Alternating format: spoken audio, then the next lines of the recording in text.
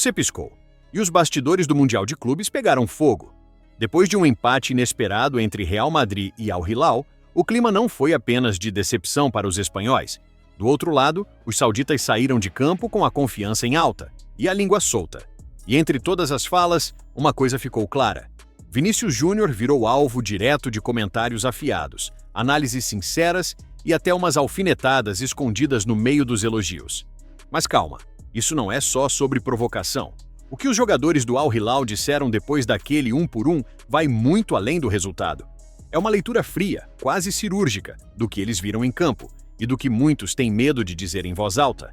E quando esses comentários vêm de quem enfrentou o Vini cara a cara, de quem suou para marcá-lo e saiu de lá sem perder o jogo, vale a pena escutar.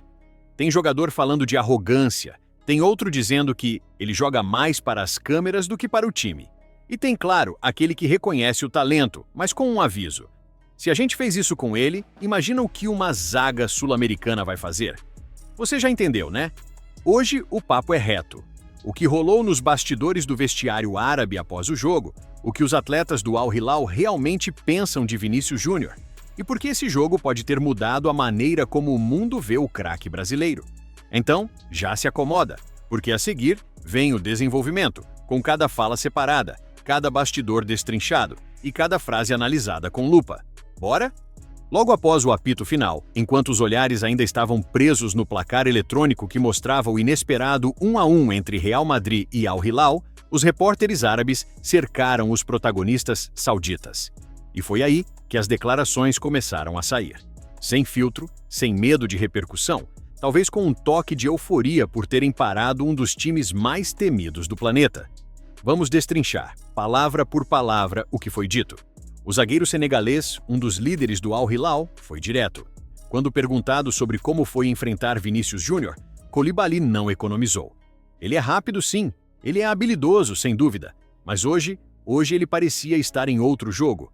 Enquanto o Real tentava encontrar espaço, ele parecia mais interessado em provocar, em encarar, em dançar. Futebol não é só sobre estilo, é sobre resultado. E o que eu vi foi um jogador tentando impressionar os fãs, não vencer a partida. Eu respeito o talento dele, mas se ele quer ser o melhor do mundo, precisa entender que o jogo é coletivo. Ele tentou o tempo todo, mas parecia mais preocupado com o show do que com o jogo. Koulibaly ainda reforçou que o sistema defensivo do Al Hilal já vinha sendo treinado para lidar com jogadores como Vini. A gente já estudou muito o Vinícius. Sabíamos onde ele gosta de receber a bola, sabíamos que ele tenta cortar para o meio e buscar a finalização ou o passe em profundidade.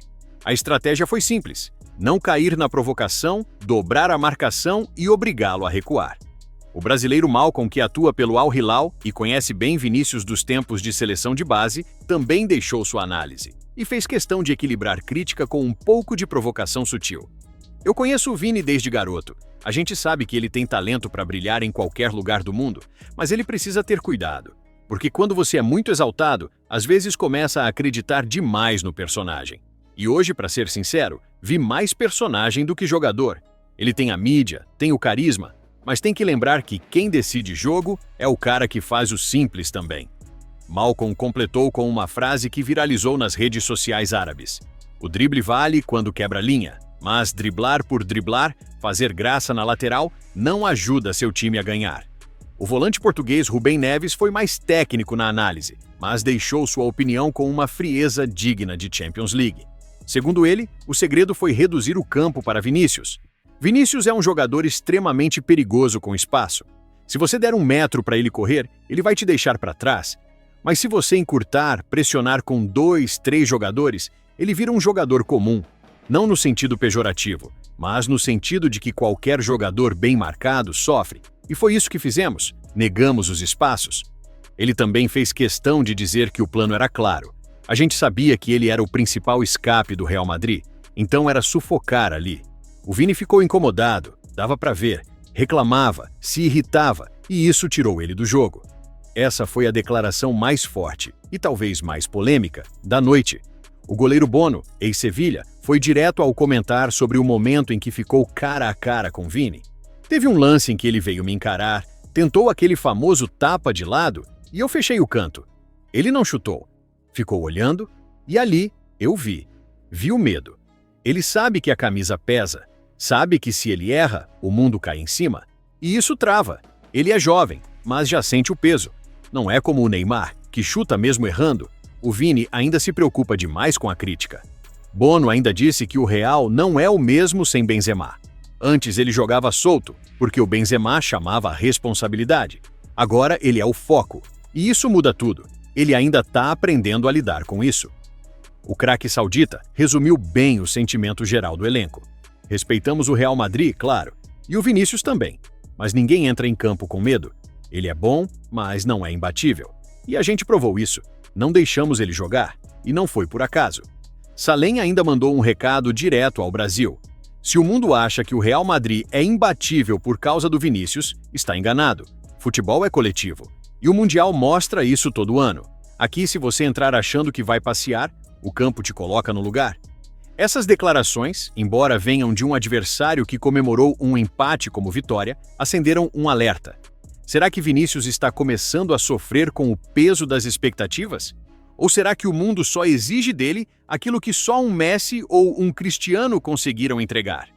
No próximo trecho, conclusão, vamos amarrar tudo o que foi dito, apontar o impacto disso no cenário do futebol e lançar a pergunta que ninguém quer fazer em voz alta, mas que talvez precise ser feita.